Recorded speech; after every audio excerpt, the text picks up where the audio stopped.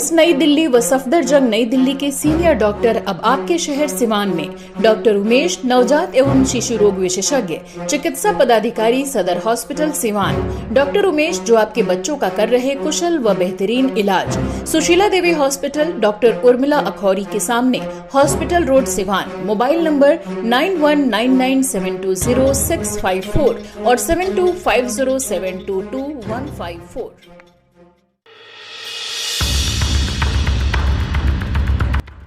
सिवान शहर में बड़े पैमाने पर 24 मार्च को कवि सम्मेलन सह मुशायरे का कार्यक्रम होगा। बड़े बड़े कवि एक मंच पर नजर आएंगे, तो देख लें कि कौन कौन बड़े बड़े कवि इस बार सिवान के भगवान पैलेस में 24 मार्च को कवि सम्मेलन में आ रहे हैं। सुनिए आरती आलोक वर्मा ने क्या कुछ कहा, अनमोल कुमार ने क्या कुछ कहा और रूपल आनंद ने क्या कुछ कहा और लोगों से की अपील। सबसे पहले तो आप लोग का बहुत आभार कि आप सब लोग समय से उपस्थित हुए और हमें मौका दिए हैं अपने प्रोग्राम के बारे में बताने के लिए। सिवान में 24 मार्च को 6 बजे शाम से कवि सम्मेलन सह मुशायरे का आयोजन है और जैसा कि इसमें दिख रहा है, हमारे कवि आएंगे नीलोत्पल मृणाल, भोपाल से आते हैं, ये मुंगेर के हैं। समीर परिमल, 2 कवित्रियाँ हैं बहुत बेहतरीन, बहुत प्रतिभाशाली।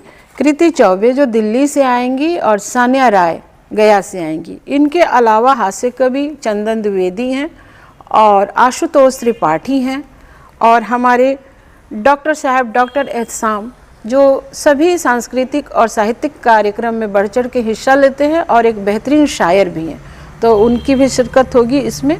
यही टीम है हमारी और मैं जिसको संयोजित की हूँ। देखा गया है कि कवि भी होता है तो मुशायरे का कार्यक्रम ज़्यादा होता है, साथ में कवि सम्मेलन बहुत कम ही देखने को मिलता है। आपने ये दोनों चीज़ एक साथ सोचने का प्रयास किया, क्या कहें?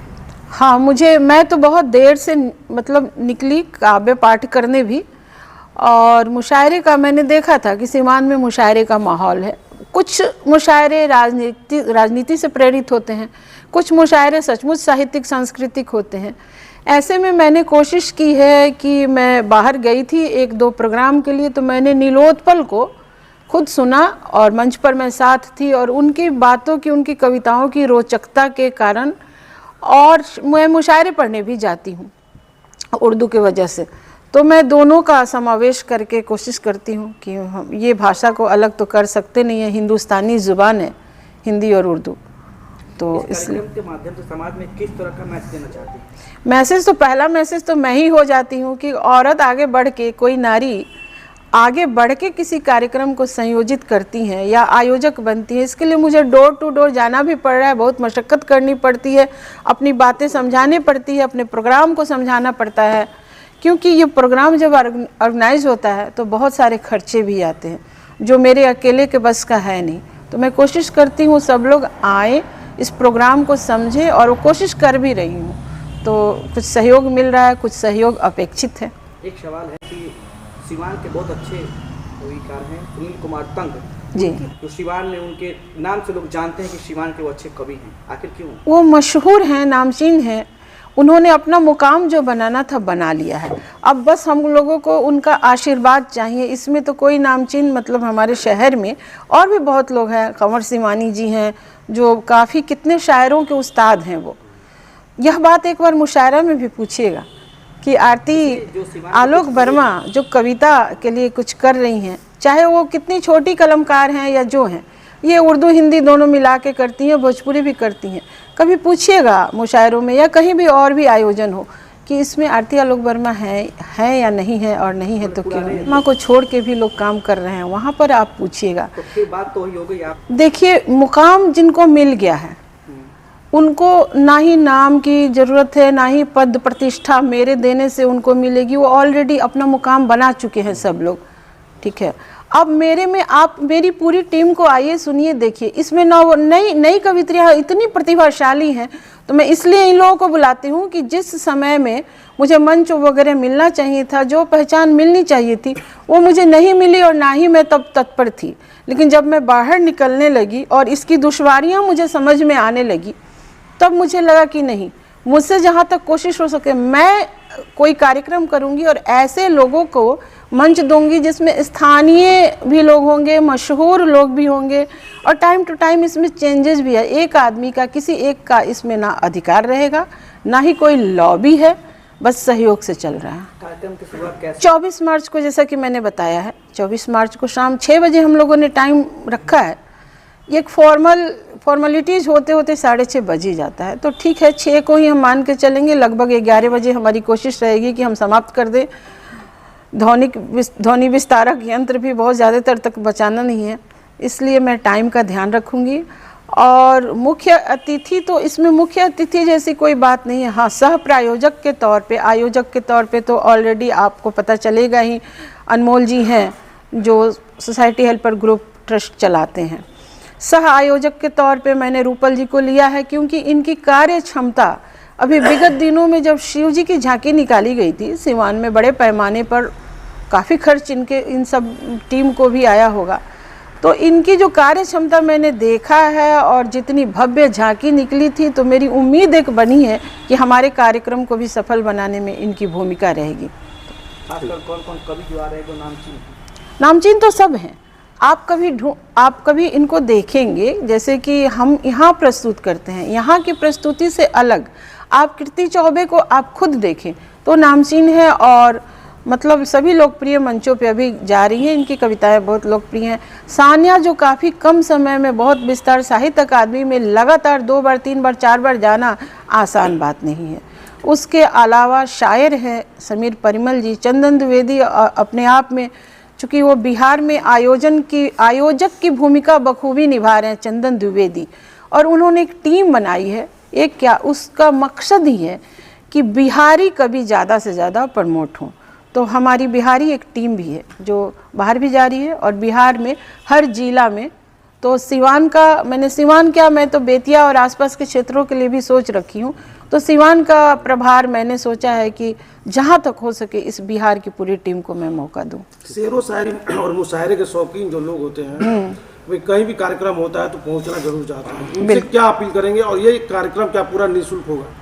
बिल्कुल निःशुल्क है, और उनसे तो मेरी मतलब ख्वाहिश है, अपील है कि ज़्यादा से ज़्यादा संख्या में सब लोग आएँ और एक शानदार श्रोता होने का परिचय दें, हमारे कवियों का, शायरों का मनोबल बढ़ाएं। सिवान में आपके माध्यम से दूसरी बार ये कार्यक्रम हो रहा है। सिवान में मैं 2017 से इवेंट करवाती हूँ, तो वो इवेंट कभी महिला जो सांस्कृतिक साहित्यिक कार्यक्रम था, और मैं इनरविल की सेक्रेटरी रही हूँ लगातार 3 साल से, तो उसके माध्यम से मैं टाइम टू टाइम कार्य कराती हूँ। अब रहा जो सिर्फ साहित्यिक है, कवि सम्मेलन, तो ये मेरा दूसरा है। आपको सुनाती हूँ। हमको कमतर ना आकिए साहब, हमको कमतर ना आकिए साहब, है हमारा शुमार साहू में। रोक कब पाए मेरी परवाज़ को, रोक कब पाए मेरी परवाज़ को, लोग रास्ता रोकने आए बहुत, आरती का दीप था जलता रहा, आरती का दीप था जलता रहा, आंधियों ने जुल्म तो ढाए बहुत खूब। कह देती हूँ मैं ये आप सबसे, 4 तिनके हैं आशियाने, 4 तिनके हैं आशियाने में, सब लगे हैं जिसे जलाने में, 4 तिनके हैं सामियाने में, सब लगे हैं जिसे जलाने में। तुमने वो आशियाँ जला डाला, तुमने वो आशियाँ जला डाला, उम्र गुजरी जिसे बनाने में, उम्र गुजरी जिसे बनाने में। सबसे पहले तो आप सभी ने समय निकाला, आप लोगों को बहुत तहे दिल से शुक्रिया है। और आप सभी को मैं ये बताना चाहती हूँ कि 24 मार्च को संध्या 6 बजे भगवान पैलेस में अखिल भारतीय कवि सम्मेलन सह मुशायरा होने जा रहे हैं, तो आप सभी इसमें आमंत्रित हैं। वैसे तो यहाँ कवि सम्मेलन और मुशायरा वाले जितने लोग हैं वो लोग तो इसमें रहेंगे, बट आप लोग से विनती है जो आम लोग हैं वो लोग भी इसमें शामिल हो, क्योंकि कहते ना हर लाइफ में हर किसी को किसी ना किसी से परेशानी है, कोई किसी चीज़ में जूझ रहा है, कोई किसी चीज़ में जूझ रहा है, तो एक समय अपने लिए निकालिए, अपने हंसी का ठहाका यहाँ पे लीजिए। इस सम्मेलन में बहुत ही अच्छा लगेगा, अपने दूसरों के लिए तो समय निकल जाता है बट अपने लिए कोई समय नहीं निकाल पाता है, तो उसी बहाने आप इस सम्मेलन में शामिल हों और बहुत ही अच्छा लगेगा। इसमें आप लोग शामिल होंगे, आपको बहुत ही अच्छा लगेगा। मैडम एक चीज़ और सबसे पहले तो ये मैं कहना चाहूँगी, हर जगह तो जेंट्स होते ही होते हैं बट इस कार्यक्रम को हैंडल कर रही हैं एक महिला जो कि कवित्री आरती आलोक मैम जी हैं। बहुत ही अच्छी सोच रखी है और शायद ये सब चीज़ें सिवान में हम लोग बहुत कम ही देखते आए हैं। बाहर तो जाते ही हैं, सब शहरों में जाते हैं, सुनते हैं, जिसको इंटरेस्ट है वो पहुंचते ही हैं, बट सिवान में नहीं है, तो उसको ये सिवान में लाई हैं और एक परेशानी को दूर करने के लिए, इंजॉय करने के लिए, लाइफ को इंजॉय करने के लिए। तो आप लोग से अपील है, आप लोग जरूर शामिल हों। इसमें से कोई खास कवि जिनको आपकी कविता या कोई पोडियम अच्छी लोग जिनको आप सुनती हो? जी, मैंने फर्स्ट टाइम इसके पहले आरती मैडम ने कराया था, मुझे अच्छा लगा था, नीलोत्पल जी ने, तो मुझे बहुत अच्छा लगा था। तो मैंने आरती मैम से बोला था कि आप फिर से दोबारा कहें, क्योंकि सब कोई अपनी लाइफ में बहुत बिजी, बहुत परेशान रहता है, यहाँ आके एंजॉय तो करते हैं उसी बहाने। कार्यक्रम की भूमिका नहीं है, प्यार है कि लोग हमें याद करता है और याद नहीं करता, अपना आशीर्वाद देता है। और इस तरह के कार्यक्रम से सिवान को एक अलग पहचान मिलती है। और ये कार्यक्रम का बस एकमात्र उद्देश्य है कि सिवान में जितने लोग हैं, ये पारिवारिक कार्यक्रम है। इस कार्यक्रम में हमें लगता है एक घर से 5-5, 6-6 लोग पीछे चलाया था। ये बताता है कि सिर्फ एक व्यक्ति का प्रोग्राम नहीं बल्कि पूरे परिवार का प्रोग्राम है। और एक पत्रकार भाई ने कहा कि आपको मुशायरा से कभी समझे युवा दूर हो रहे हैं, तो आपके पास एक युवा उदाहरण यहाँ बैठा हुआ है। और ये पूरे कार्यक्रम में देख रहे कि वही करते हैं।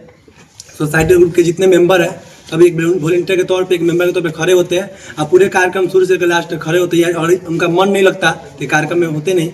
और मैम उनका आयोजन की भूमिका में रखी है, तो कहीं ना कहीं इनका आशीर्वाद प्यार है। हम लोग कोशिश कार्यक्रम को सफल बनाना है।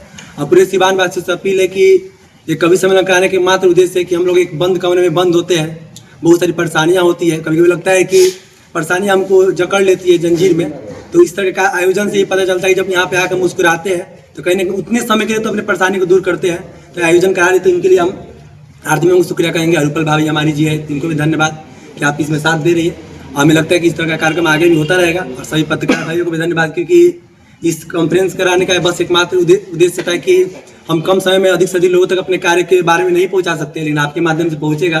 तो बहुत सारे हमको पता है कि कवि के मतलब बहुत लोग दीवाने हैं। आज सोशल मीडिया पे लोग आपको शायरी पे एक से एक आध वीडियो बनाते हैं, तो कहीं ना कहीं वो प्रेमी है तभी बनाते हैं। और यहाँ पत्रकार भाई भी हमें लगता है कि परसेंटेज लोग कवि के दीवाने में। सरप्राइज भी अभी बहुत शौक से सुनते हैं, हमारे क्लास में भी बहुत शौक से सुनते हैं। तो आप लोगों के माध्यम से जब लोगों तक जाएगा तो हम उम्मीद है कि आपके एक वीडियो से 10-20 लोग तो एक्स्ट्रा जुड़ेंगे ही, तो हमारा कॉन्फ्रेंस कहीं सफल हो। आपने कहा कि युवा का एक उदाहरण हूँ मैं, तो अगर आप इसके पहले भी शामिल हुए हो या इस तरह के प्रोग्राम में आप वाकई रुचि रखते हैं तो यहाँ आप शामिल हैं। तो अगर कुछ कविता या कुछ उस टाइप का शायद याद हो, शेर हो तो बोल दीजिए। हम खुद एक शायरी लिखते हैं, हमें खुद शायरी लिखते हैं, हम मोहब्बत पे ही शायरी लिखते हैं। बताइए, जब आप बोले तो एक शायरी, अब क्यों याद आती हो नहीं साथ, फिर क्यों मुझे तड़पाती हो। अब क्यों याद आती हो नहीं साथ, तो क्यों मुझे तड़पाती हो। रातों को इन आंखों में आंसू बन क्यों बहती हो। तकियों को क्यों भिगोती हो, दूर हो कभी पास क्यों नजर आती हो। रातों को नींद आता नहीं जब तेरी यादें साथ बैठ कर बातें करती है। रातों को नींद आता नहीं जब तेरी यादें साथ बैठ कर बातें करती है। कैसे समझाओ खुद को अब तुम पास नहीं हुआ करती हो। तुझे मुस्कुरा कर जाने दिया था, फिर आंसू बनकर क्यों आंखों में बहती है।